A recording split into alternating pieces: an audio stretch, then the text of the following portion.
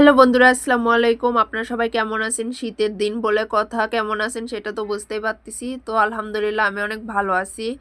তো দেখেন আজকে আমি রান্না করব মুরগির মাংস। এখানে আমি পেঁয়াজ ভেজে নিছি। পেঁয়াজ ভেজে নেওয়ার পরে আমি একটু পানি দিয়ে নিলাম। একটু পানি দিয়ে এই জায়গায় আমি পিষা দিলাম, হলুদ দিলাম, মরিচের গুঁড়া, লবণ সবকিছু আমি আস্তে আস্তে দিয়ে নিলাম। কারণ মুরগির মাংস আমার খুব ভালো লাগে, তবে সেই ভালো লাগাটা অবশ্যই হতে হবে ভাজা ভাজা মুরগির মাংসটা। তো দেখেন সব কিছু দেওয়ার পরে আমি এটা একটু পানিগুলো শুকিয়ে নিলাম। পানি শুকিয়ে নিয়ে তেল বের হয়েছে, আমি মাঝখানে দিয়ে নিলাম মুরগির মাংস। মুরগির মাংস আস্তে আস্তে দিয়ে একটু নাড়াচাড়া করে নিলাম, কারণ নাড়াচাড়া না করলে সব কিছু মিক্সড হবে না। নাড়াচাড়া করে নিয়ে আমি দিলাম ঢেকে। ঢেকে দেওয়ার পরে কিছুক্ষণ জাল দেওয়ার পরে আমি তুললাম। তুলে দেখি বাহ, অনেক সুন্দর সেন্ট বের হয়েছে দেখেন। তো মুরগির মাংসটা সবসময় আমি ভাজা ভাজাই খাই। মাংসটা হয়ে গেছে, আর আমি আলু ছাড়া মুরগির মাংস খাই না। তো শুধু মুরগির মাংস না, যে কোনো মাংসে আমার আলু দিতেই হবে। তো দেখেন আমার রান্নাটা শেষ প্রায়।